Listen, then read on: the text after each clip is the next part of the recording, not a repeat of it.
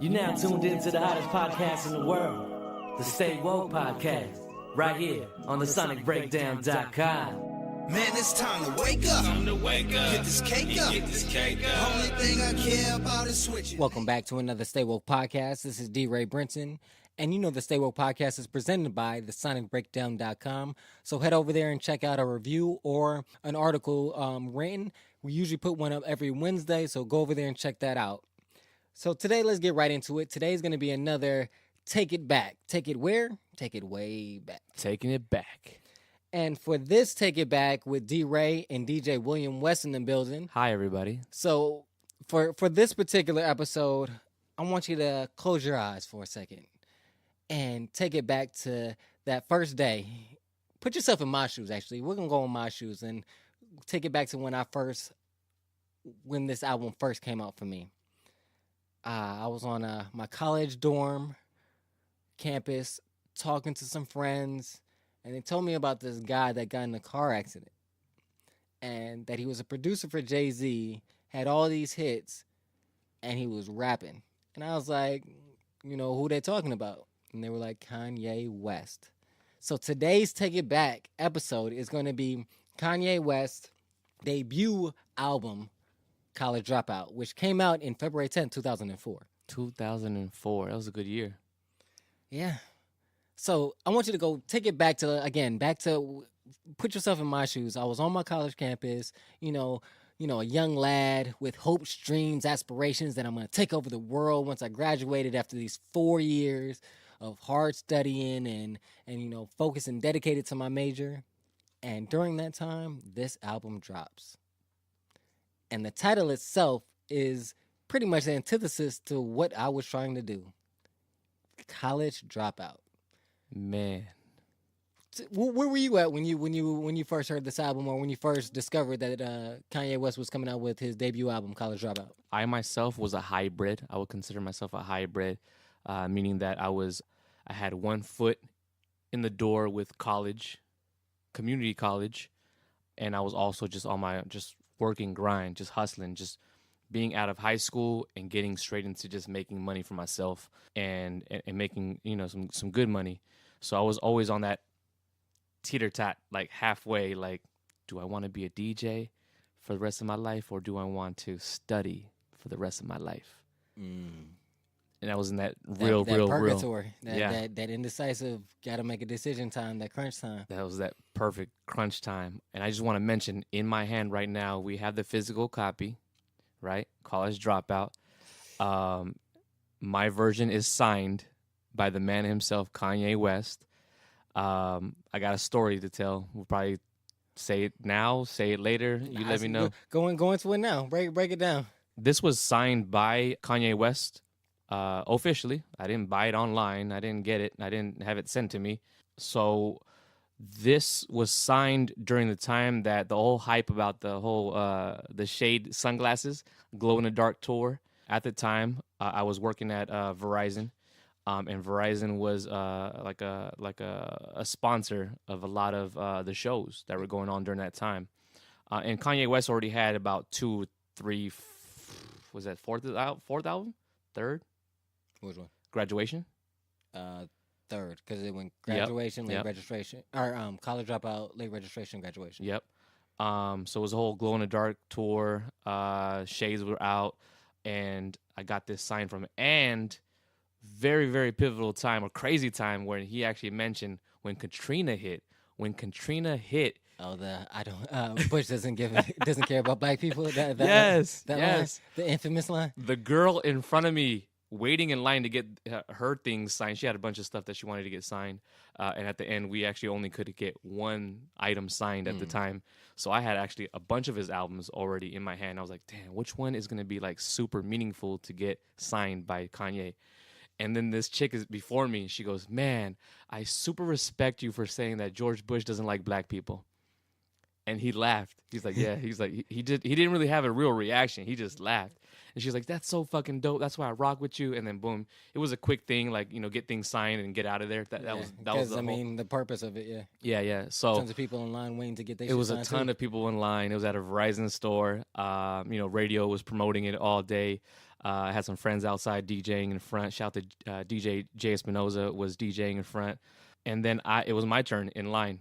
And I go, shit, I have like 6 things in my hands that I want to get signed from Kanye, but we're being told that we only could have one thing. And at that time, I was like, you know what? Fuck it. What's most meaningful to me is his first album, College Dropout. It actually means a lot to me. And for a lot of people that know me really directly, I really am not a huge fan of Kanye West. A lot of my friends around me are like, yo, Kanye West is a genius. Kanye West is that. I'm is one that of those dude. people that say I think he's a musical genius. Yeah. Personally, he has some issues, but most geniuses, it takes that to get there. Yeah, and then I would totally respect it. And then you know what? I was like, yo, I chose this album out of all like things I had in my hands. This is the album that really touches me. It was a really important time in my life, being in that middle ground where like, yo, college is important, having 9 to 5 is important, and following your dreams is important. Like, it's just the crazy, like, just pivotal time. You kind of choose which direction to go. He signs it. It was super quick. It was like, yo, like, sign this, boom. As you can see right in front of you, like, it's a scribble, right? Like, and then I was like, yo, this is not real. Yo, I'm talking to Kanye. I had a quick little conversation when I shook his hand, said, what's up? Yo, yeah, can you sign your first album? Thank you, man. And then they kind of like shooted me away, and it was just on to the next. It was super fast. And at that moment, I was like, yo, fuck Kanye. For real. I was like, yo, fuck Kanye. He scribbled on this shit. Ain't nobody gonna believe me that this is his signature.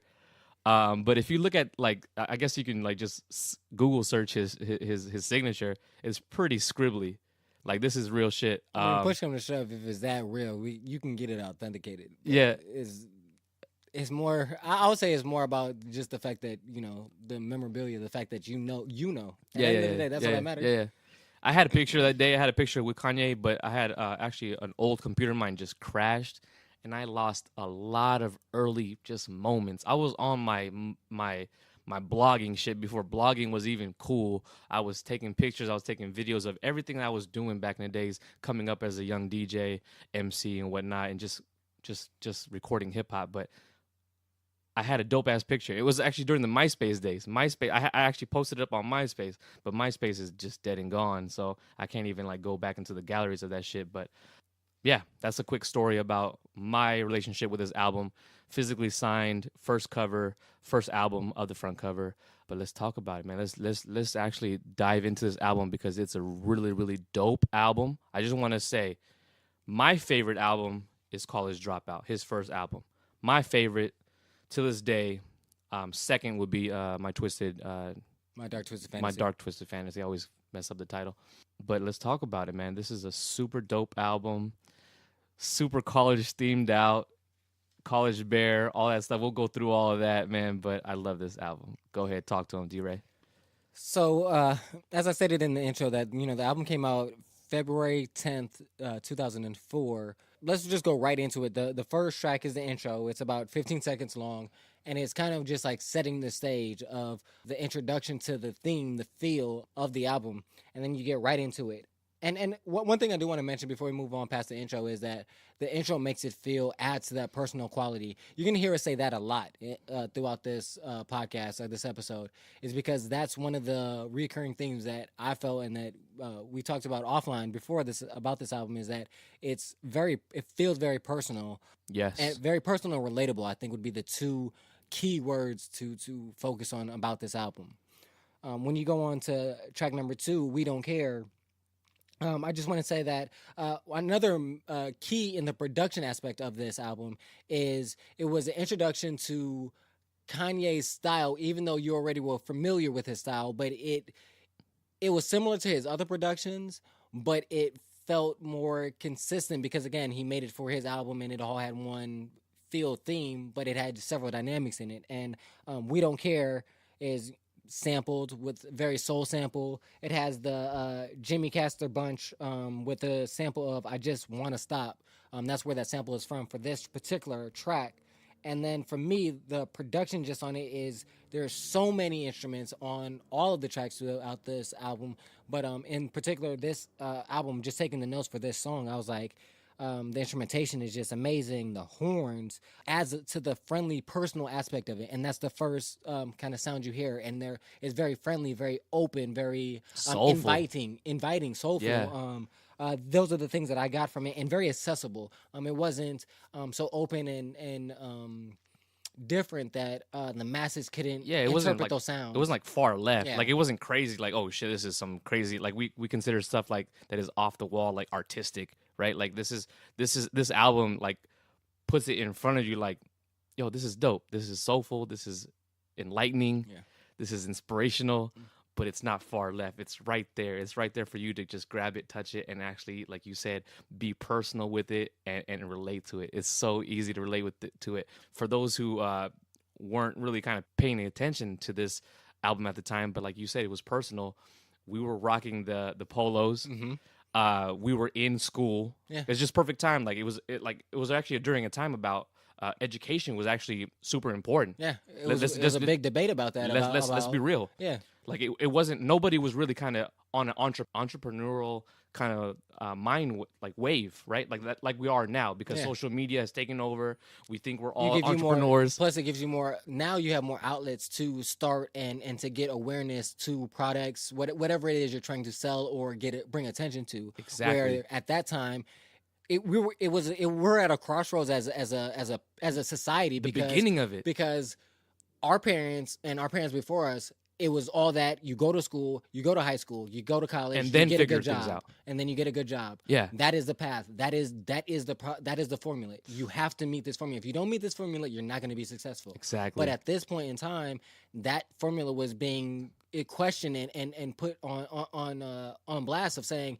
maybe there are other formulas that you can do. It was being tested. Yeah, being tested extremely, and going against the grain. Yeah, you were seeing people that were being successful, not going to college and being otherwise. But then in other aspects, they were saying that the college degree is now equivalent to a high school degree. That if you don't have that, you're not, what I'm saying? So it was so many divergent ideas and paths and philosophies on how you should approach life that this song in particular, We Don't Care. Like it just touched on that. It's like, you know what, man? Fuck all this shit. I don't care. I'm gonna do me.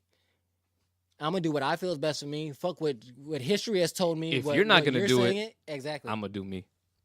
And so I think that was, and that's what made it resonate so much with the youth is because we were literally at that point like, man, fuck this shit. I don't care, man. Like, you're telling me to do this.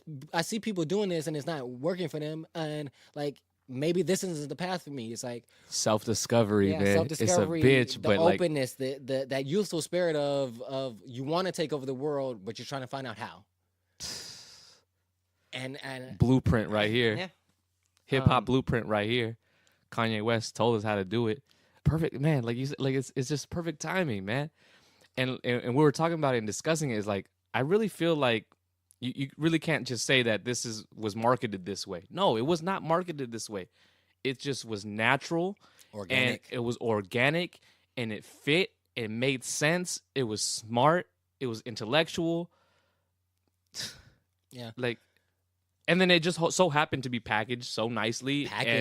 And I mean, but that just shows the creative nature of Kanye and his team. Yeah. Of having a vision of what you wanted to, of not just going into the studio and just making music, going into the studio with a clear focus, a clear idea. And then, of course, that idea is going to change and mold and become not the original version you had, but at least you had the focus and the direction. Went all out. Exactly, to guide you into the direction, and then you can create things that will come spontaneous, like what they said about shooting the cover for that. From the cover. Yeah, that they said. Artwork. They didn't even have the idea of the bear when they went to shoot the photo.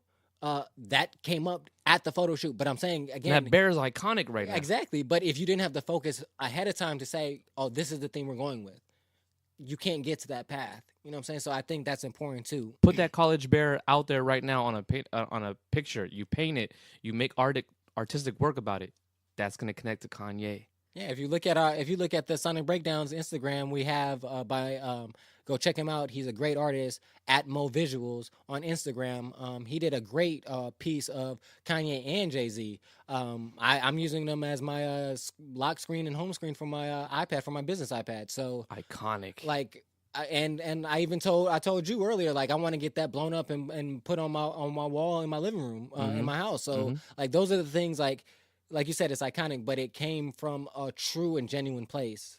One thing I do want to touch on before we move on to the next track is just the idea of we don't care about how he addresses the stereotypes of one of the lines, we made it past 25, the joke's on you, we still alive. Of that idea of, in the black community, they say literally, if you're a black man, particularly, if you make it past 21, you're an anomaly. You're that's We not wasn't supposed to make happen. it Like past you're not supposed to make it 25. past that point. And to get there, it's a blessing, and it's sad that it has to that's a blessing that you made it just to 21. if you're still alive. Exactly. And then the other thing at this time, in particular, me being in college as a black man and really internalizing that idea of like, yo, I made it past 21 and I'm a black man in college. Like for me, like that resonated with me. It was like, shit. It made me stop and take a minute and say, appreciate where I've been, where it took me to get there. Shout out to Morehouse. And to keep on moving. Shout out to Morehouse. Yeah. Stunt. I'm gonna let you stunt because that's. But it just iconic again too. like that. That's what it felt like at that moment. It just bring those things to the forefront of my mind. And again, as he says in a later album, Roses, stop and smell the roses and appreciate the things. That this particular song helped me appreciate some of the things that I've done in my life and appreciate the people that helped me get there. My grandmother in particular. Yeah. So Much respect. I just think that that's another aspect of why, again, it makes it personal. Man. Let me just say, Yeah. as we go into the new tracks, I just want to talk about the people that he introduces into this album, and just off the bat, a lot of funny skits on this album. A lot of funny skits. So funny. I'm a comedian. I'm a class clown. I love comedians. Shout out to DeRa. DeRa Davis. DeRa, who's known for his work on MTV, the Barbershop movie. He just had a stand-up on Netflix that's out now. So Get that. Go check that out. Listen It to is that. it's really funny. I watched it myself. It is really funny. Very insightful as well. Into his style of comedy. So definitely check that out. It's on Netflix right now. Quick little kind of side note and just history lesson about how he got introduced to this album. He was also just in the middle of juggling comedy and also being a rapper, so he's trying to get a deal. He met with Kanye, and Kanye was actually looking for skits to kind of build his new album, and it led into DeRa emulating the late great Bernie Mac. And a lot of people think that Bernie Mac is doing these voices and voiceovers, and also into the next album with the whole wake up, Mr. Wet. You know what I mean? All the funny stuff, the voiceovers, but it's DeRa doing those voiceovers. It's a nice homage to Bernie Mac. Yeah, man, I love Bernie Mac. And I'll say that is something new that I found out, and that's another great thing about this podcast about just talking about music is I didn't know that, and I've listened to this album so many times. I thought that whole time? No, yeah, I thought that Bernie Mac was on the first part, and I knew for a fact I can hear DeRa's voice, especially for Little Jimmy. I already knew that part. So that I knew. I just thought they just took clips of certain things, from the past of Bernie Mac and put that together and then added DeRa to kind of bring it all home with the comedian vibe. And plus, it also makes sense. DeRa's from Chicago. Kanye's from Chicago. That's Chicago love. Man, and then leading into another introduction of an artist that I actually respect and just underrated, because I don't think, she's not a superstar, but the hip-hop violinist, Miri Ben Ari, also known for different kind of small productions on a different array of different artists, kind of collaborating with different artists. I would say mostly after this album. So hip-hop violinist, she's so dope on the violin. No, but she's so dope. She's definitely dope. And I, for those who know me, I DJ in the Latin world. Don Omar did a collaboration with this hip hop violinist after this album, on his King of Kings album, and she's on there just going in on the violin. And you can look at some dope ass clips out there on the internet about her violinist skills.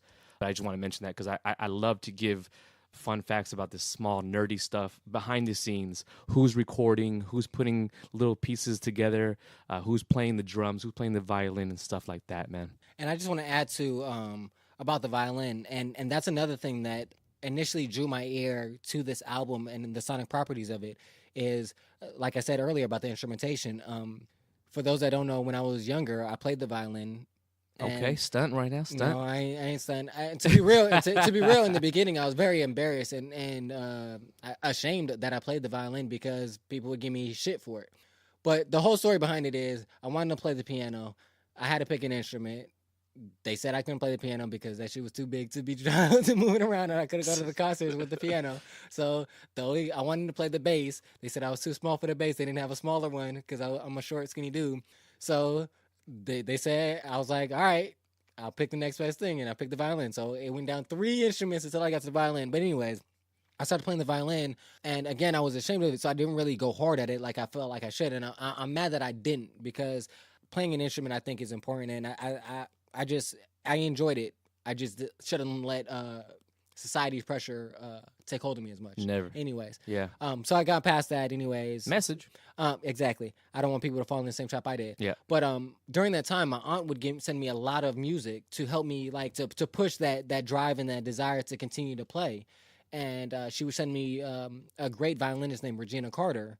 And that really got me back into staying with it. And I ended up playing it for like 3 or 4 years as a result of her pushing that. So the whole point of it is saying, like, appreciate the arts. But that, when I got to college and I started listening to this album, that brought me back to those times of me playing the violin and like, wow, you can incorporate it into hip hop. Because it was never really incorporated in hip hop to a degree where it was noticeable. And so to the masses. So that was important. And like I said, Regina Carter is a great violinist out there for anybody else listening. And there's another group, 2 guys, I think it's a black hip hop violinist or something like that. Definitely go check them out. So just expand on your musical preferences. But I just thought that was really dope, and it was so key for me, and adding to the personal, again, quality of this album, of adding those sounds. Elements. There's just so many elements, man, that are just make it a classic album. And that actually ties it in. Pay attention to details. And that actually ties it into the next track, Graduation. Oh, yeah, let's because talk about it. That's one of the strings and the violins in that section is so prominent to me and important in the composition of that track. Same person again. So I'm reading the details here. Piano and vocals by John Legend. Legend. One time. And this is during like the introduction phase of John Legend too. And all violins produced and written by the person that we just mentioned, Miri bin Ari. Going in on there's a lot of violin work. Yeah. Piano and violin work. But the crazy thing about it is the way album. that it's layered. Yeah. It doesn't make you feel that it doesn't seem like it's at the forefront, but I guarantee if you take those out, you'll notice it. Mm-hmm. It makes the track. Yeah, it makes the track, and it just elevates the composition of all the production. Graduation Day. Yeah, Graduation Day is a great track to me. And then it leads into some funny skits there, of course. Let's talk about All Falls Down. We all know about All Falls Down. It still plays on the radio to this day. It's a recurrent song that we listen to. His first hit? His first hit? Well, I would say Through the Wire is his first. Yeah, no, that was the introduction to the album. I'll say it's his first. I still consider All Falls Down his first mainstream hit, because that, I feel, it was a crossover. Yeah, it was his first crossover. Quote unquote. I hate that word. Yeah, that's what I mean. Quote unquote crossover. Yeah, so it was played on all platforms of radio. Versus Through the Wire was more of like hip-hop. That was that underground hip hop. Yeah. That was my first introduction, was Through the Wire, and then All Falls Down. Let's go. Let's bring it back, man. All Falls Down. Let's talk about it. All Falls Down. Who you picking? The Selena Johnson version or the Lauryn Hill version? Well, for those who don't know, another nerd out time. Nerd out time, music nerd that I am. Originally, Kanye West wanted to sample a little Mysteries of Iniquity. Yeah, the Lauryn Hill sample. Lauryn Hill from her famous Unplugged album with MTV, and it's just so like just straight her singing. It's straight acapella. It's like her singing and just a guitar. Her singing and just a guitar, right? The acoustics is just amazing.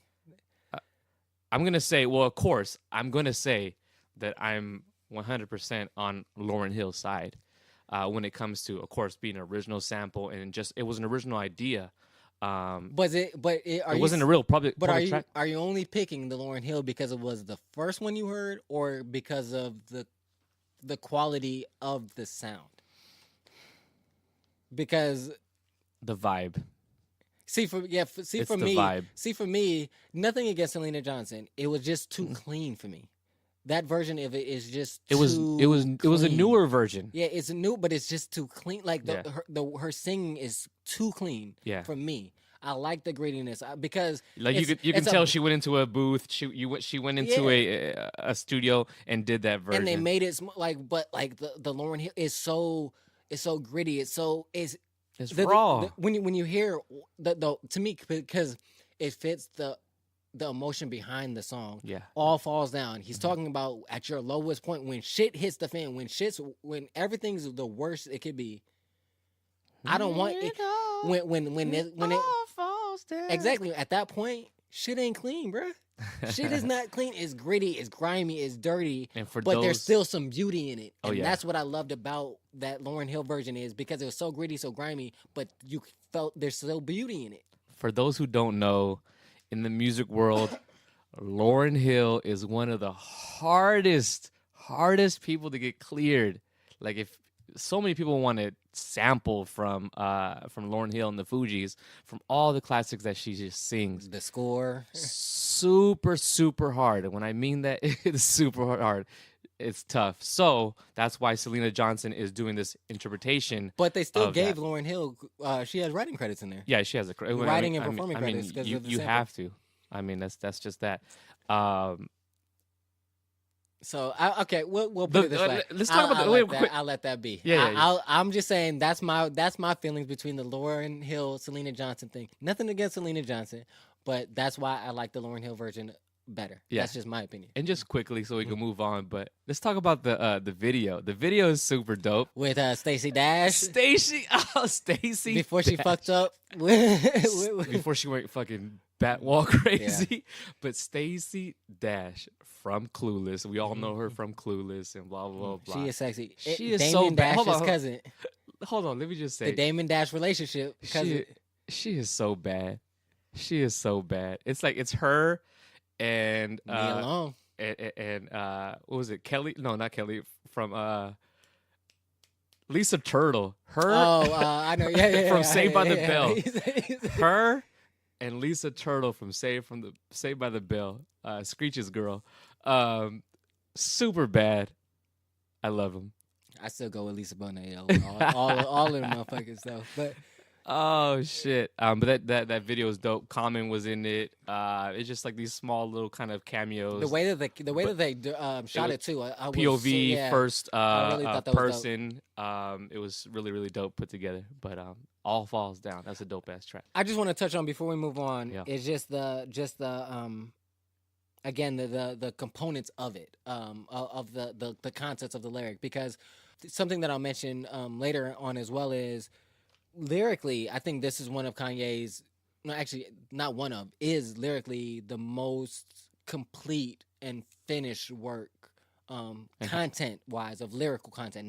I'm not talking about production. I'm just talking about just the words. And highly quotable, too. Yeah, and very quotable and relatable, again. Because sometimes you can have an album that's very lyrically dense, but it's not relatable to the masses, and this was. Specifically on this verse, I like the message again that I said about being at your lowest, but being able to persevere through that.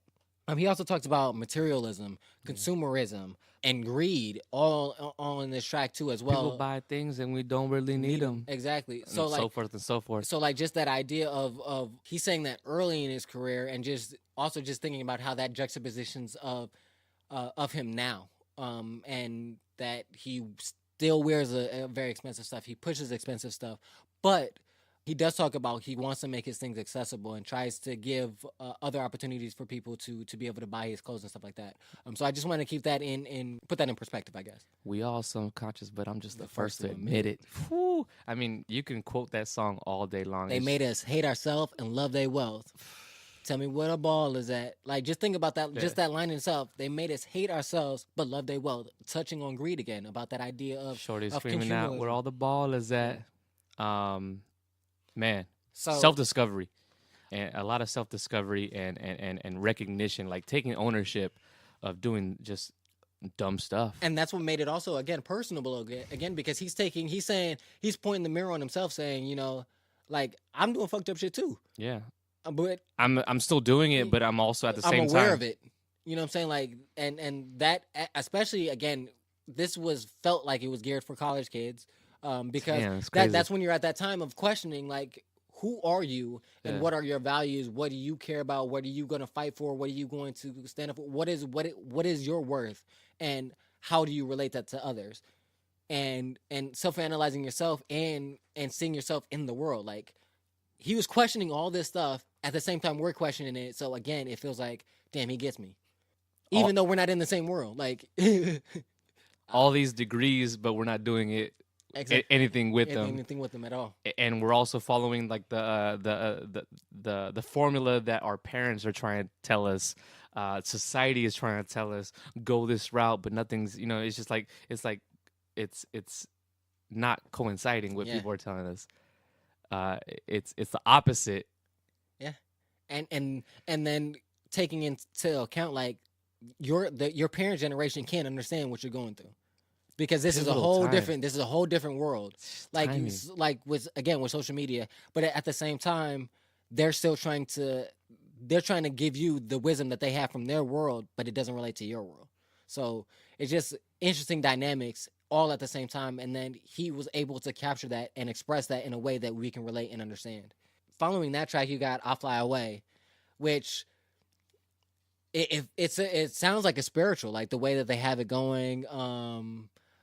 And if you, for me, being at a black college, historically black college, you have, you know, the fraternities, that whole spirituality kind of thing that takes place on the campus, and it just really encompassed that feeling of fraternity life, encompassing and bringing together a community and having unity. Yeah. And then that just the idea of "I'll fly away," of trying to get rid or get away from the issues that you're having from like all fall down, like the downside you're having. You just want to get away, and that takes you to spaceship.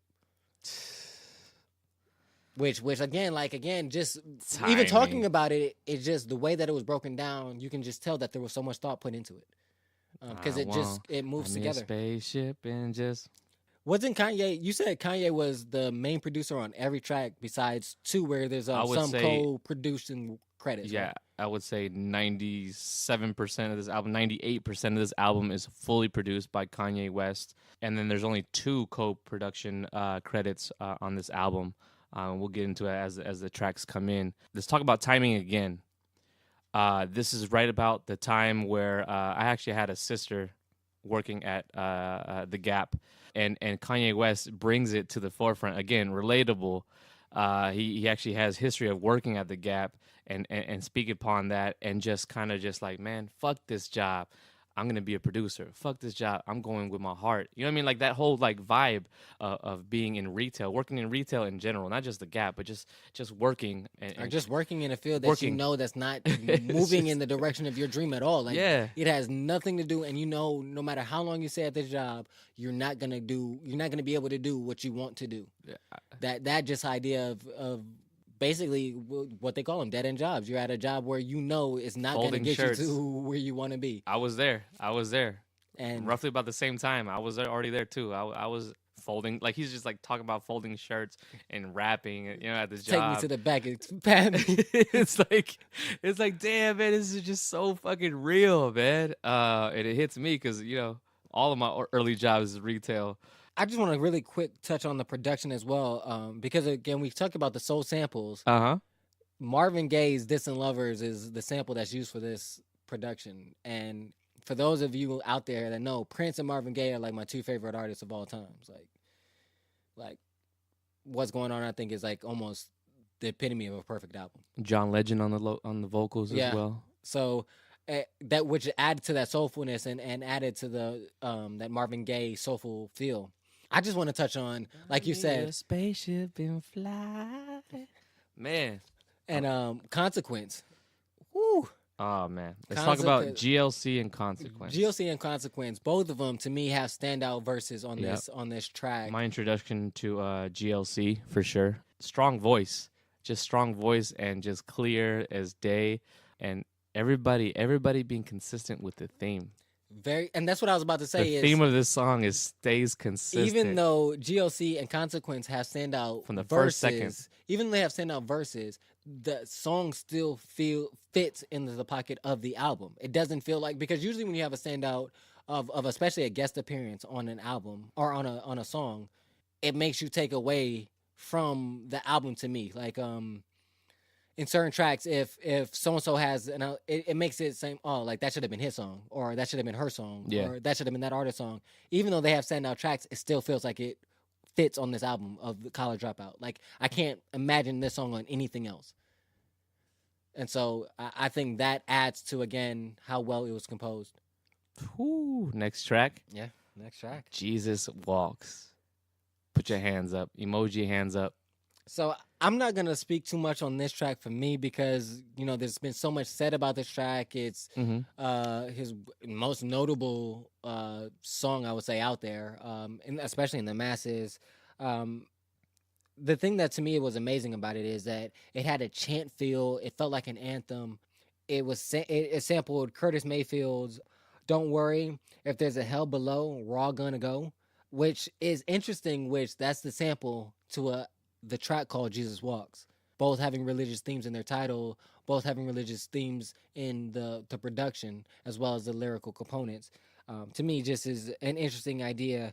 And the other thing that I do want to add that I felt stood out to me more than anything in comparison for this track is the fact of how he uses his vocals with the auto-tune for not lyrical aspects, but lyrically, or for just literally instrumentation. It sounds like like if it's a string itself. Yeah. Which I thought was just like genius. Like I say, and that's what makes me go back to that of where he's like, and that to me was something that was very innovative that I don't notice. I've never noticed that in using that form before. Yeah. And so to me, that was very inspirational in the just inventive aspect and quality of it. I want to just nerd out real quick and say I love the way that he actually put this song together. The production of this song, the whole Jesus Walks part, it's from a choir. Mm-hmm. It's from him recording a church choir singing that part. Saying it, talking about it might not just seem so like kind of crazy and just have that wow factor, but just it's the small things, it's the small details that putting together this track makes it so great. And on top of that, the whole theme of Jesus Walks, you know what I mean? And it just all just comes together so nicely. Off the top of my head, Ryan Leslie comes to mind when it comes to just kind of piecing things together so nicely, soulful, and just meticulously. It takes a special talent to piece it together like this, as complicated as it is, as well in a manner where it takes an editor's eye to know when to stop.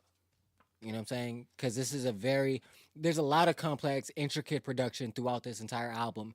And that also adds to, like I was saying before, to me, about Kanye's musical genius is we've seen him switch his style to, like, this album being extremely complex, extremely detailed, extremely intricate, to a more stripped down Yeezus. Yeah. You know what I'm saying? Where Just it's simple tracks. The quality of production is still up there. You might not like it, you might enjoy it, but it's still, you can tell that it's masterfully done. On the two extremes. So I just thought that, again, is very important to point out. I still want to say this is my favorite album. It's my number two. It's number two. It's number two for me. All right. Next track, Let Me Down. Let Me Down. Never Let Me Down, yeah. Never Let Me Down. I apologize. Never Let Me Down with Jay-Z. What can I say about this is this track, to be honest, if you played this album and ended with this track right now with 8, I'd been satisfied with this album. This on several other people's albums, this can be an ender that they would for their album because of the way it feels, the way it flows. Never Let Me Down. It also feels in that moment. It's right after Jesus walks. Never Let You Down. Most people, if you're very religious, you don't want to let Jesus down. What would Jesus do? You know what I'm saying? Like that idea of, again, it just speaks to the fluidity of this album, just in the titles, the lyrics, the content, the production. A lot of famous lines in this album. A lot of famous in this lines. song. The production there's a lot of samples that was used for this album as well. Hovey Baby remix, which was written by Jay-Z and Babyface. So they used a sample from that. They also used a sample from the Blackjack, or from a group called Blackjack, called Maybe It's the Power of Love, that was written by Michael Bolton. So like there's so many different genres and sounds that are being used, but it's still cohesive on this track. And to me, Never Let Me Down just gives me that feel of, like, again, motivational, just to keep going. Like that's the feel I get from it. And both Jay and also just the idea of Never Let Me Down, of the dynamics between Kanye and Hov, of even before in this on first this track, album, they just rap. they just go. But it's also that dynamic of, Jay-Z said it in an interview recently, that they've always had this dynamic of big brother, little brother. Yeah. Kanye addressed it on Graduation with the song titled Big Brother. Yeah. But it's even highlighted in this song of how the track's called Never Let Me Down. Jay-Z's talking about living up to expectations. Kanye's talking about not failing expectations. And you can just feel like that's the feel that Kanye had to Jay-Z, of like, you're giving me this chance to be a rapper, producer. I don't want to fuck this up. So that's why this album is as good as it is, because I'm going as hard as I can, because I don't want to let you down. I don't want to let myself down. I don't want to let my family down. So I just think that's another interesting dynamic, because they didn't have that foresight to see that their relationship would end up the way it is now. You know what I mean? And I'll be honest with you, it's not one of my favorite tracks, just because the energy throughout the album actually builds up, and then like after Jesus Walks, it goes straight into Never Let Me Down. The lyrics, I love them though. The lyrics are so dope between the back and forth between Jay-Z and Kanye, but energy wise, it kind of let me down. I'll just like the kind of put that out there, yeah. Put out there. See, for me, this is one of my favorite ones on it, just because of that the production. It just feels like it's kind of like a train that's pushing. For me, let's go to Get 'Em High. With Get 'Em High, that definitely is it feels like it's a dramatic energy change, but it's not when you look at the BPMs. Mm-hmm. It's not very much faster than Never Let Me Down, but the energy is so much different. It's it's more upbeat, more free, more lighthearted. DJs nowadays still have this just randomly playing in their sets, though. I'll be honest with you. Till this day, Get 'Em High still gets people going. Because that energy? It's just that energy. Yeah, it's just that build-up energy song from the beginning. It just goes, boom, dun dun dun dun dun dun dun dun dun. Get 'em high. Like, like that shit is just so dope. It's actually a mellow-ass track, but it just got... That's what I mean. It just has random energy. We have verses from Talib Kweli and Common. They both go in.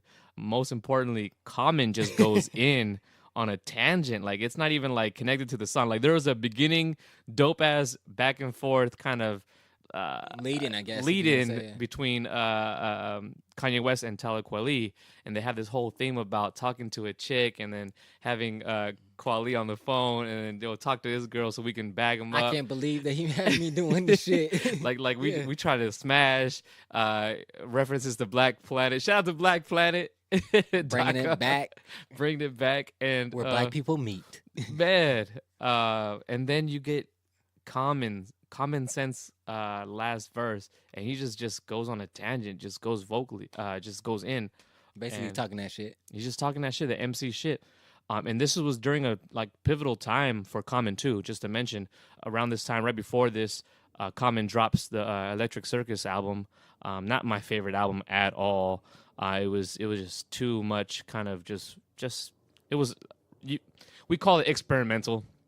we call it experimental here and there. It wasn't the normal formula for Common. Just kind of electric funk or rock infused kind of songs, and also soft and singy. For me, it just wasn't consistent. It wasn't consistent at all. You can tell there's like a lot of influence from Pharrell.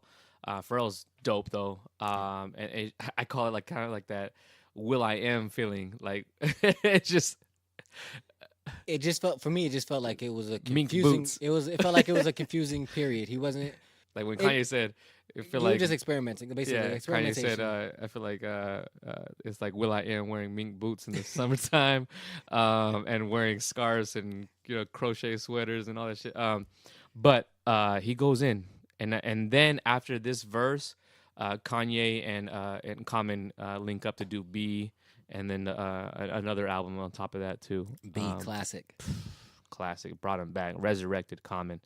Workout Plan. Let's talk about Workout Plan, the next track.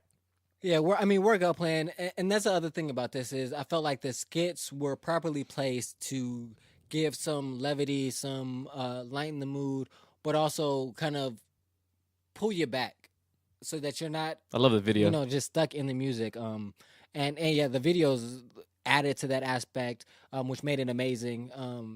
And then, so you have the skit, the Workout Plan, and then you have the new Workout Plan, which is the song with Kanye. I thought it was an interesting track. Just the idea, the concept, the levity of it, and shit, that shit was hilarious, man. And it's something you can listen to. It has a cool vibe, Girl. and it just was really funny. And it just, again, in that college life or that period of time during those years, you have moments like this where it's like where you have dumb ideas and stupid situations where you have situations like this where you make fun of things, and I just thought it was an interesting, funny idea. Trying to get my six-pack Shakur. My six-pack Shakur. I'm trying to get a baller with a. So like, it just was a funny skit and a funny idea that I think was executed properly. Right when this song played, I just want to mention that a lot of dope dynamics in this album, because if you get an album from a so-called rapper / producer, you most of the time just get one tone, one kind of style, and it just throughout the whole album it's themed that way. There's a lot of ups and downs in, I call it the roller coaster of just emotion, but it was like we were talking about it. It's so smooth though. It's not up and down, segmented, choppy.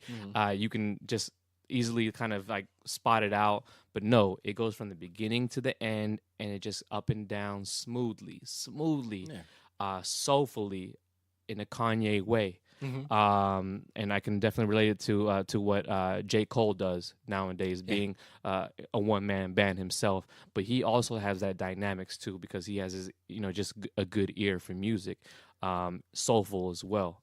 Another person that I thought about that was interesting that I didn't think about till now, I would say another person that I'm definitely not putting him on the same category or even close to Kanye or even close to Cole, but I see a similar them in the similar vein, and that's Russ. Okay.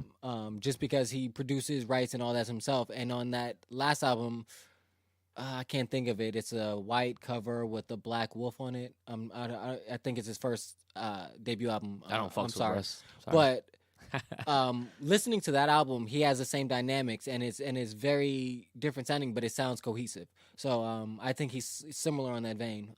So that's just somebody I thought of in response to what you were just saying. The next track, Slow Jams. Listen to some Marvin Gaye, some Luther Vandross. The fact that they touch on all those names of classic songs and classic artists, as well as the way the production is, as well as the layout, just to me gives it a timeless feel. Like I said when we were listening to it in preparation for this podcast, I feel like that could be put on the radio right now, and for cats that didn't know about it before, they would be like, "Oh, yo, this song's cool. Like, it's cool for this time, even though it's been out 13 years now." I'm not gonna lie, I've smashed to this song in the background. It's really that good. Is that good? It's that good. And it's a hip hop song. And it's a hip hop song that just throwing it out there. there. Exactly. You got Twisted, Jamie Foxx. Jamie Foxx giving you that R&B feel. Twisted giving you the '90s hip hop feel. So with smooth production, and then Damn, baby girl, I can't do it that fast. you got the sample of I know Luther someone who can. Vandross. House is not a home, so that gives a nostalgic feel to it. And then it's just so complex and intricate, as well as the breakdown. I just want to put this on the record. yeah. You cannot mess with Jamie Foxx.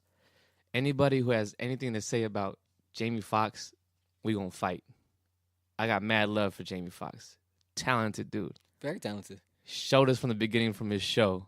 Yeah. He was doing the music thing from his show, comedy, so dope. And he makes this song. Yeah, he does. He makes this song. just with the like you said, breakdown at the the feel, end. the funny, the breakdown at the end. Al Green. Hey. Hey. So Man. yeah, And then And- wait, hold on. The skit before going into the song. dance about 157 times. Yo, 57,000 Kanye, I was talking times to this girl, you know what I'm saying? You know. with that smooth, slow player talk. Nerd note. I just found out that A House Is Not a Home was written by Burt Bacharach. I just wanted to put that out there. Okay. Yeah, I just found that interesting because I would have never assumed Burt Bacharach and Luther Vandross together. But Well, thank you for that. yeah, side note. Breathe in, breathe out. My least favorite track on the album. You know what? I'll second that just because the energy changes. I think it's just overall energy that changes. Yeah. But again, Kanye West kind of like brings it up with his lyrics. He brings it up like, you know, it just kind of it balances out. You can't really fully hate on it. But he has a lot of dope lines on this song. And what I'll say is, when I first heard the album and when I was at the time period that this album came out, this song didn't feel out as much out of place, and I didn't dislike it as I do now. And that is because at that time, this song it's a club song. It's a club feel song, When I pull especially the at that peace out, time. they be like, peace out. Yeah, exactly. Club party type of feel, and that's at that time. As I was going to clubs, I was going to parties like that would have this energy. So listening to it, it was more relatable to me to match that energy. Now that I'm older, that energy of this track isn't as relatable to me. Ludacris on the track. And I actually hoped and wished that Ludacris would have done a verse on it, but he ended up just doing the hook. I think if Ludacris would have did a verse, he would have brought some levity to it that I think would have added to it not feeling so much out of place. It would have made a better track for sure. And then you got 14, 15, and 16 is basically School Spirit, Skit 1, and then you got the song, and then you got School Spirit, Skit 2. Mm-hmm. This is when I really knew, when I first heard it, I already knew at this point. I was like, oh, that's DeRa Davis. I thought it was hilarious, the little skits. I thought all the skits were hilarious. It's particularly with this song, School Spirit. With the Aretha Franklin sample, Spirit in the Dark, I just thought it has that energy of definitely fraternity. Fraternity life. Shout out to everybody who steps. Alpha step. I got mad love for you. Step. Everybody who steps. Step. So like All my frat brothers out there, man. I did a lot of frat parties back in my college days. Shout out to all the frats out there. I know a couple of cats of my friends that are Kappas. Stomp with them. A couple of cats that are Sigmas and Omegas. So shout out to y'all. But yeah, the skits I think were very funny. I thought About the presentation of how he introduces sororities and fraternities through the lyrics, I thought was very keen and very important in bringing that culture to the masses. Talking about the degrees too, right? Oh yeah, that shit to me was hilarious. The degrees, my dad just we still like. I'm pretty Stays sure warm. across the board, everybody like can relate to that, and also just still talks about these skits, like the skits about having college degrees and no, I never had sex, but I can tell you how many. I can do your taxes, or I can find out how much change is in your pocket really fast. really fast. Like all these skits were hilarious. And but I will say is, now that I'm out of college and I graduated, and I'm in a profession where I'm not using my degree. The tracks resonated and are even more funny than they previously were. But again, I don't take away from my my degree from Morehouse. I learned tremendous, and it is helping me in my careers. It's just not necessarily directly related. Talk your shit. So I just want to put that out there. Another shout out to Morehouse one time. Yep. Definitely. The little Jimmy moving up to the secretary. But then following that, you go into the little Jimmy skit. DeRa, I guess again, it's DeRa, going in on these skits and the voiceovers, man. So dope. And actually, he also mentioned in an interview that all this stuff was just kind of freestyled. It was just kind of, he was given a theme and he just went with it, and it's just so dope how organic and like it just. And I think that's why that's why it has the staying power that it has. Yeah, is because of how it came about. That it is real. It wasn't forced. It's how I work real. too. And the fact that it was so real makes it resonate. Like that I can count your. You can see him like like when I hear that line, I can see him in the studio saying those lines and thinking of it in his head. You know, like as he's saying it, you like. And you can see, like, I can just imagine them in the studio cracking up behind the glass, like this fool over here. A lot of people mimic that voice. Yep. From this album, I'm pretty sure it's subconsciously, but it's there. It's because of this album. Don't get it twisted. 2 words. Next track. Most 2 words. Def. Most Def. Freeway. Kanye West. And then they used the Boys of the Choir of Harlem for this production as well. Yep. So, this is one of my favorite lyrical tracks. When if you want to just hear some bars, like just catch it spin, this is one of the tracks I go to because it just feels like it's no matter how many times you listen to it, it feels like for me every line you're like, oh shit, there's gonna be another one, and it just feels like it's just a build. It's just a build because of the way the production is. Dun, dun, 2 words, most Def. Like it's just that feel. It's fucking motivating. I believe there's a video for it, an official video for it. But what really kind of it's a great workout track. I'll tell you that for me. What definitely captured it for me, or when I hear this song, I always gravitate to what Dave Chappelle did, because actually Dave Chappelle brought Kanye West, Freeway, and Mos Def to produce it. You remember how at the end of the show, there's a performance or a small. I love that. I remember that. Yep, I definitely remember that. I love that element, and every time that I hear this song, I just click to that. And then were they driving in a car, and then in one of the scenes, and they're chilling at a dock, I believe. Oh, all right. They're out right next to the bridge, out on a dock, and just them, rapping. You see, and everyone's all bundled up in coats and fucking beanies and all that shit, and like just oh my god. And you see just the energy that was emanated from the screen through the words. It just that energy, I felt it, and that's why I say it's a good workout track for me, because that energy just keeps you pushing. Out of all the tracks, this is, I would say, quote unquote, the dopest track. It's the best themed track. 2 words, because everything is 2 words as if you pay attention to it. And lyrically consistency. And you have man. I just want to say this too. Freeway is on the track. Underrated. I really love Freeway. He's doing his thing right now on Rhyme Sayers, even after the fact of being a superstar on Rockefeller. I got mad respect for Freeway and his Philly style that he has. But yeah, it's so rugged. It's just that track that just, like, again, when we say it's like talk your shit, you just go in lyrically and just throw bars and just throw darts, and they go in. Everybody. The other thing that I think that makes this particular song work so well is that Mos Def and Freeway, they both have a definitely a grittiness. Mos Def has a New York grittiness. Freeway has that Philly grittiness. But and let me add, it's a grittiness on the same page, but different. Mos Def has a smoothness to his voice. And then Freeway has this more gravelly tone to his voice. and then with the production and them going back and forth and just the how they feel like they're battling the beat. Mm-hmm. I think just it was that.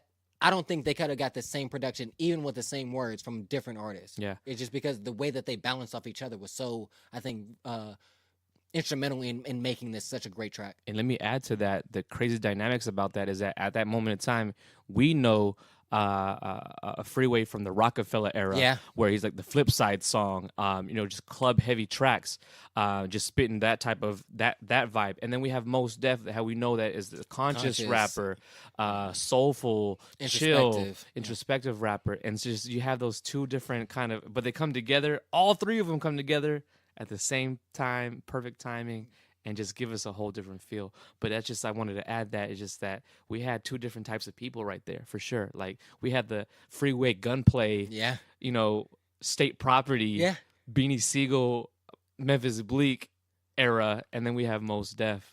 But Mos Def goes in. He starts off the song and he goes in. Yeah, and that's why I say everybody holds their own. Yeah, they hold their own, but it's so different. But it's so different, but so similar. It's just a crazy, like, it's, I can't even explain it. I guess the best way for me to explain it would be if it was a piece of art and you have one side that's extremely busy, one side that's not so busy, but there's a lot still going on, and you blend them together, and that's how this production came together, and this compilation of these two artists together. I kind of lightweight busted right there. Moving on.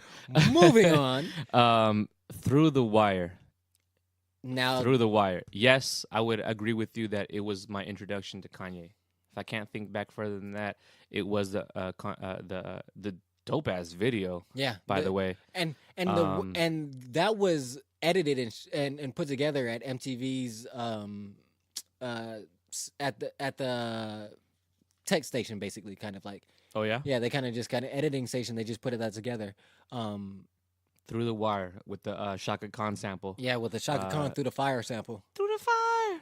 And we're thinking this whole time is saying Through the Wire. That's just that's no, it is. They switched it. Yeah. Okay. They switched it because but that's just like the when I genius first in it. Yeah, when I first heard it, I was like, I kept on hearing it, and I was like everybody that I would talk to about it, they were saying, I was like the song sang Through the Wire. But I was like, I know the original. The like original my grandmother, Through the Fire. Yeah, my grandmother, my mom, my aunt. I heard this song enough. I know exactly where this song came from. It's Shaka Khan. Shaka Khan, Shaka Khan. You gotta say it like that. Shaka Khan. Just Blaze has done the same thing with certain songs and samples. How it's titled in the new age a certain way, and the vocals are saying a whole different thing. But then he'll flip it so we all kind of hear it the way that we want to hear it. And then because that's really what stood out to me is, like I said, I was familiar with the sample Through the Fire, and it was a song that I originally loved. I loved the production on Through the Fire. I loved her voice. I loved the way it sounded. I just loved the feel of it. And just the lighthearted, not lighthearted, but the lightness that the production feels of Through the Fire. And so when I heard this version of Through the Wire by Kanye West, I was instantly intrigued by the production, instantly intrigued by the use of the Shaka Khan sample, and then the way that they flipped it and Through the Wire, and then that caused me to learn the backstory behind the lyrics in the song of the car accident, what happened in the car accident, did he really have his jaw wired, like all those things, and then you see the video that basically gives you that visual representation of that time, of that entire time for him. So you're like, it put everything in perspective, and again, gave you that personal quality. It's like, damn, he's going through it. Like, he's really... And he also said it that... This is his passion. He also said that whole time, because he wasn't really kind of signed at all. No. It was prior to him being signed. All the hospital bills, all the dental situation, that was all cash out of pocket. No dental plan, no health insurance. Just to add that background story. Yeah, so that think about it, that frustration of financially you got to come up with this. You're doing a job that technically you're not getting really consistent, steady, stable pay, but you still. That's why I think this album comes together the way it does, because at the time it was perfect. All Falls Down, like all of this relates to what he's saying consistently. All falls down. He was at a time where shit was as bad as it could be, but he persevered through it, and he got to the point where he is now, where he's releasing this album. If you knew how my face felt, you would know how Mace felt. To Thank God, God, I ain't too cool for the safe belt. man. First Aaliyah, now Romeo must die. Like, there's so many lines and so many, like I said, it made you relatable because at that time, Yep. if you were a youth, you were watching Aaliyah. You know about her passing. You know about her in the movie Romeo Must Die. Some of us, as we Yep. talked about, I That feel was- like we were very few that knew about that Romeo thing because when I've talked to other people about it, just like you The have, Steve Harvey show. yeah, that people didn't know about the actor Romeo being killed. That was his actual name. Yeah. And how that fit into the line, and it Or- was like a triple entendre line, and it just was again From the all Never of Let Me this. Down song. Yeah, and then I forgot to mention this on the Never Let Me Down. Again, like all of this makes sense why these songs resonate as well because the Never Let Me Down was written the night that Kanye didn't get invited to Hove performing at Madison Square Garden. Oh shit, I didn't know that. And so that kind of again ties into that big brother, little brother. It's like you're trying to sun me in a sense by not inviting me, but at the end of the day, that made me better. That made me write a great song as inspiration. You know what I'm saying? So like, again, maybe things happen for a reason. I don't know. I felt like Tom Cruise in Vanilla Sky. It was televised. There was an accident like Geico. My hair was burnt up like Pepsi did Michael. Damn it, man. Again, like just those lines of making light of a serious incident. That's really and serious relating too. it It's and real relating it to things that we all understand. We That all know can- about the Michael incident. That's a real serious incident. Him being in an accident where he could have died, a real serious incident. That's real shit. It's like it's all of this and tying it into, and again making it relatable to somebody.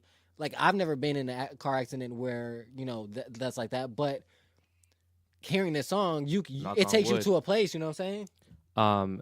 What I wanted to knock on wood, finding wood around here. Pause. The whole thing about him being in this accident and kind of just painting the picture about that whole time being, it's a really depressing time, to be honest with you. And at that moment, for anybody, it can make or break you. You can either A, go into a deep depression and just, you know what, fuck it, I'm done with this, man. I got crazy bills. You know how it is when you get into an accident. You got to pay for the ambulance. You got to pay for the doctor bills, and things just stack up, and you ain't even really making it. You know what I mean? You're barely making ends meet, whatever it may be.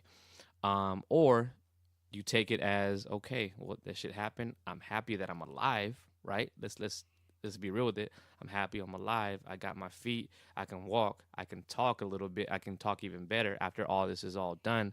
My jaw is wired. I'm gonna keep making music.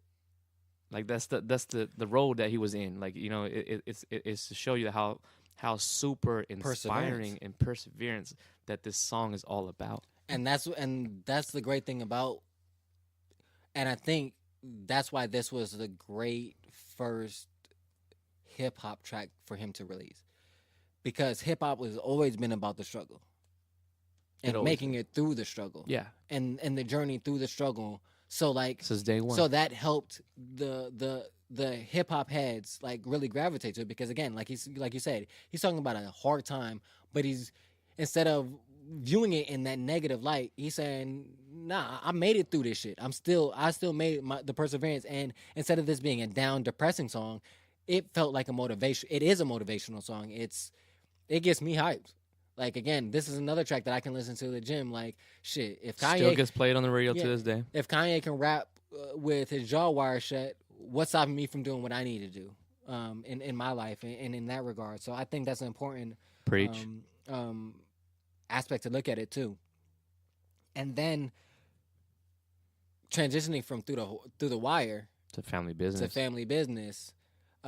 Again, it just fit too. And then also think about it, just in chronological order, 2 words, then you go through the wire.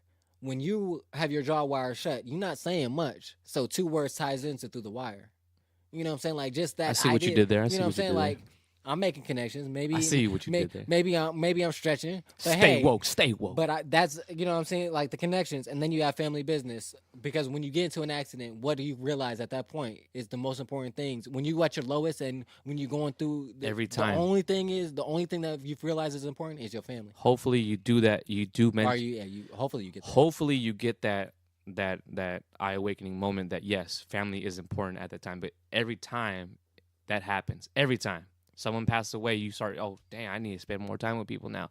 You know, we got to pay attention to the people around us, and while they're still here. Family business. Yeah, definitely. Family Business is a really good song, which leads us into the last song. I just want to touch on real quick on Family Business. Yeah, go ahead. The samples that he used the Dells. So a lot of people out there, the Dells have been heavily sampled. A great group, and they were sampled. The sample was Funky Thing, and then he also used Ambitions as a Writer from Tupac, which I gotta re-listen to it and try to figure out. I could probably pick it out. Are you sure? Mm-hmm, Okay. And then that boy did his research. Also for a lot of people, even me, I thought he was talking about his family for this track, and so but I found out later that he's actually talking about Torre, which is one of the singers, talking about the singer's family. So that's not his personal stories, but it still was ingenious to incorporate them and incorporate somebody's real stories, because he could have easily just made up some stories, and incorporated that into the story. But using real, I think, will add to the emotional tone, because you can feel he can, take those emotions and make them real, based on a true story kind of steez, right? Exactly. And then that leads us into Last Call. Last Call, so fucking dope, man. It is. And what a way to end the album. Yeah, it makes it feel, again, it adds to that personal quality of your ending with Family Business and Last Call, because at the end of the day, like, he makes you feel like you're a part of his family now. And I just want to say, normally, like an artist already has a buzz before their first album, so we know who they are, right? Like, we know who they are. Or at least we feel like we have an idea. Yeah. Like it's already there. The picture's already painted. With this album and on the way that it ends, it's like it's Kanye West's intro to the world, and he's telling his story on this. He puts his heart out on this last track, and he tells his story, his come up from beginning to end, where he was at that moment in time, and how things, just the whole relationship between him, Rockefeller Records, Jay-Z, making beats here and there from people, and just kind of just building up that momentum to be a superstar. And then he ends it with, being signed and whatnot.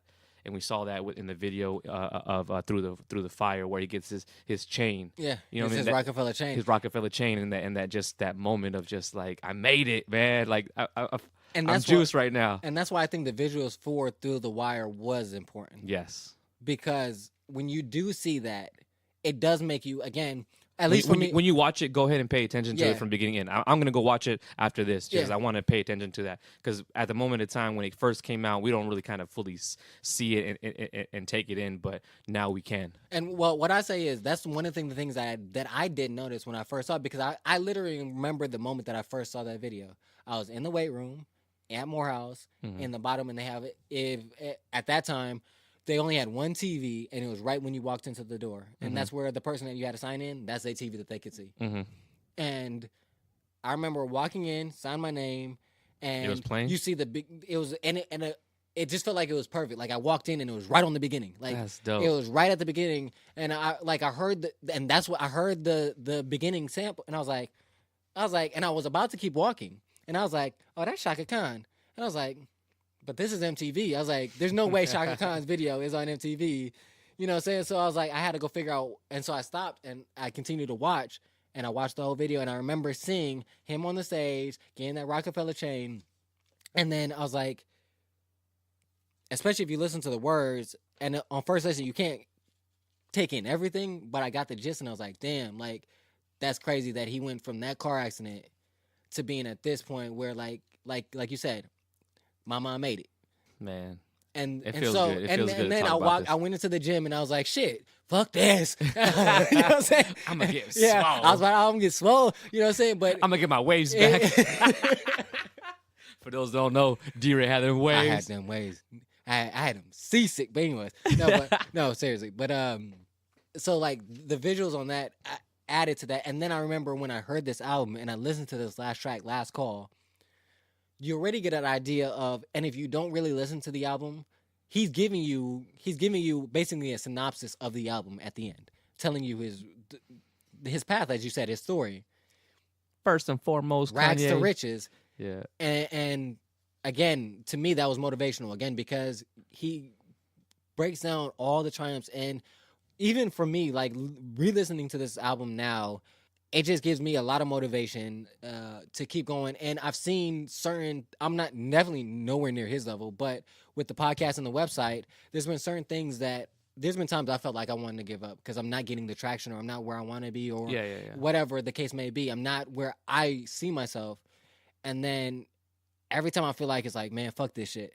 Like little things will happen. Just like the same situation with Kanye when he was like, well, Rivera was like, oh, they tripping. Like just those little things, those little reassurance that you are doing something right, even if not everybody sees it. So I've seen that, and I've seen that similar to Kanye, consistency, hard work, dedication over a long period of time, somebody will recognize it. And that's what I take as the biggest thing that I take from this album, and that's why to me it really sticks with me, because throughout it gives me that. It gives me that, keep going. They don't see it, but eventually somebody will. That feel, and then you have lines in. That's the hope you live for. Yeah, even before you get to the part where he breaks down the story, he has the line of, every motherfucker told me I couldn't rhyme. Now I could let these dream killers kill my self-esteem, or use my arrogance as esteem to power my dreams. So like I quote that often, that line often, because you have to have that balance of arrogance and confidence, or confidence versus cockiness, to know that what you're doing is right and that you should continue to do it, and have the motivation within yourself to allow you to keep going. And so that's one of, again, the things that I take away from this album, particularly this song. And that, again, there's a happy ending. He has his happy ending. He got his Rockefeller chain. I love how it just. So we out here just trying to get Rockefeller chains now. I love how it just rides out, and then at the end, it just like, it's that moment of like, fuck, all the stress is over. And you feel it even with the production. Like you said, you feel it, and that shows how great of a production it is. So, like you feel that feeling of release, relax. Top like, of a mountain. Like we did it. Like, yo, we did it. We're done. Like I can breathe. That moment of, bro, we did it. Like that relaxation, that weight of the world is off. Huge intro to his life in this whole album. And the funny thing is, the sample for that is Bette Midler's Mr. Rockefeller. That's crazy. And I want to, on top of that, I want to actually shout out to one of my favorite producers and MCs of all time. This song was co-produced by Evidence from the Dilated Peoples, one of my favorite of all times.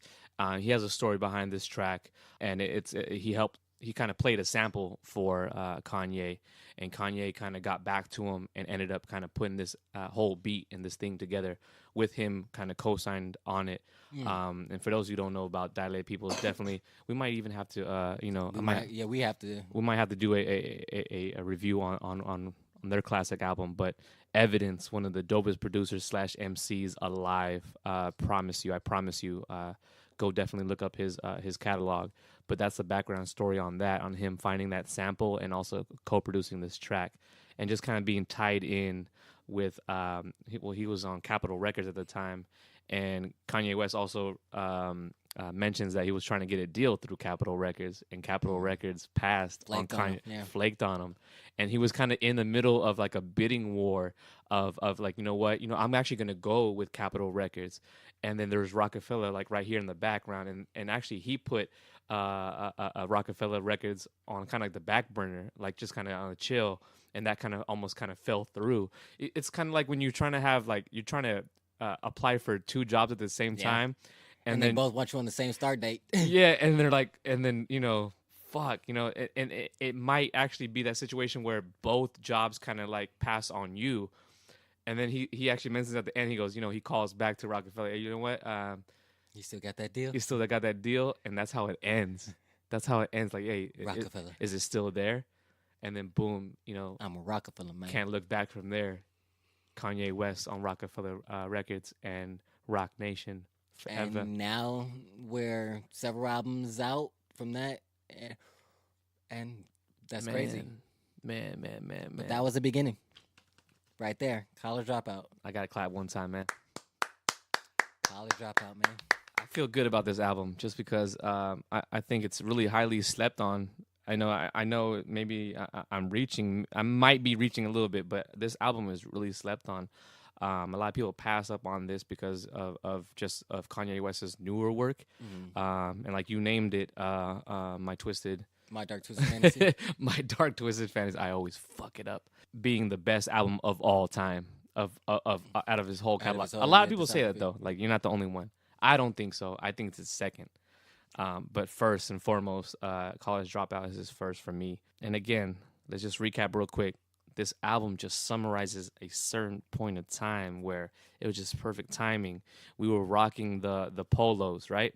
We had the polos. Everybody was trying to be on that fashion swag. I wasn't rocking a polo because of Kanye. That shit was already there, and he just made it cooler, I guess you can say. I don't think he made it cooler. I think he just brought it to the masses. He brought it to the masses. The fact is, like he was also like before, like Jordan's been popping for a minute, and now it's a bigger culture outside of it. But like cats have, you know what I'm saying? Like, I think it was a subculture, and then he just brought it to the masses, and then it became something bigger. And he was rocking like SB Dunks. I'm a big fan of like Nike SB Dunks. He was rocking them casually. I'm like, oh shit, those are the same ones I got. I got the same ones that I saw him rocking on MTV. And then like Jordan 3s and Jordan 4s were also a big part of his life, and that whole vibe. And then on top of that, going back to the moment of time of people just being in college, and we were at a moment of time where college education was just kind of just super pushed on us from family and society, and then there was no real big internet. MySpace was kind of going into a beginning phase as well, and you have small social things like Black Planet, for example. Facebook was High Five. Facebook was like a freaking not even a tolerant infant at this point. Yeah. So the ability to reach out worldwide, nationwide was more difficult, and so you had more smaller pockets where you were experiencing little subgenres like this. Like I said, so like a lot of the things, like I said, that's why I say he didn't really popularize it or anything like that. It's just the fact that a lot of small groups knew about it. And then when it was put to the masses, then everybody got to see, oh, shit. Oh, that's pretty cool. I'm going to do it now, too. You know what I mean? Yeah. And then just perfect timing, man. Much love to this album right here. And my first introduction to Kanye before this album, actually, to throw another nerd kind of detail, is that he actually helped produce, there's a song with Dead Presidents. It's bigger than hip hop. Hip hop. He helped produce the other version of that song on that album, and that was actually one of his first beats, or his first kind of his era of first beats of that time. And I just want to throw that out there for people to know. So shout out to Dead Prez, one of the best groups ever. On top of that, but again, that's it. And in a nutshell, we just talked about the College Dropout. Talk to him, D-Ray. I'll just say, for me, I'll say overall, this album was. As you stated, it was so personal. It had a feel, and it kind of captured a period of time, like you said, of my youth and my life. The fact of the intricacy, the masterful skill of the production, the use of soul samples. A lot of the samples, like I said prior, Marvin Gaye is one of my favorite artists of all time. The Dells, Temptations. Shaka Khan, Aretha Franklin, Curtis Mayfield. These are all artists that I was very, very familiar with way prior to listening to Kanye. Just growing up in my house, listening to that music, listening to the soulfulness of that from my grandmother, my aunt, my uncle, my mom. So when I heard him sampling these soul samples, again, that resonated with me because it gave me a feeling of home, something that I'm already familiar with, sounds that I like and enjoy. And then you added on the level of the lyrics and content of material that I can relate to, that I'm having this question and this kind of dealing a purgatory of what am I going to do? What am I going to do with my life? Where though that fork in the road feeling of, do I go after my dreams? Do I go after the money? And he's addressing all of this on this album, and he puts it together in a manner that, again, is relatable and just it's just accessible to me. I think that was the main thing, and for me, that's what makes this. I put it on the pantheon of great albums. In the discography of Kanye, again, I have to put it second for me personally.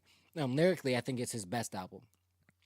Production, I think it's his second best album. And just overall, it's number 2. The reason why, for me, my Dark Twisted Fantasy is my number 1, again, is just because of the artistic appeal. Just the production, the level of... I just think it was harder to make... Put it this way, on my Dark Twisted Fantasy, he left himself less room for error. If all of the lights is a couple of seconds longer, it ruins it. If he has one more instrumentation on the intro track, it ruins it. Like, I just feel like there was so less room for error, and he just balanced it perfectly. That's why I give my Dark Twisted Fantasy an elevation in comparison to College Dropout. But they both are wonderful albums. If you haven't listened to the College Dropout, I definitely say you need to listen to it. Give us your comments, your opinions about it. Where do you rank it in Kanye's discography? Let us know. What albums you think we should go down? So far, we've done Jay-Z. By the time you hear this, you've heard the Jay-Z A Hard Knock Life Volume 2. Take It Back. If you haven't, go check that out. That podcast out. And let us know what's up. Real talk. So I want to say thank you to everybody for listening to another Stay Woke podcast for this Take It Back with DeRa and DJ William Wes. Thank you, man. Thank you for having me again. And, man, it's fun. I really enjoy breaking down these albums, taking it back, and learning so much about these albums that, we've been listening to for forever. Yeah. So, again, I want to say thank you to everybody out there. Go check out TheSonicBreakdown.com. Definitely check out our YouTube page as well, TheSonicBreakdown.com on YouTube, our YouTube channel. Like, subscribe. Please leave a review on iTunes, SoundCloud, as well as YouTube. And you know our motto, live, listen to some great music, and above all, love more. And we out. Peace.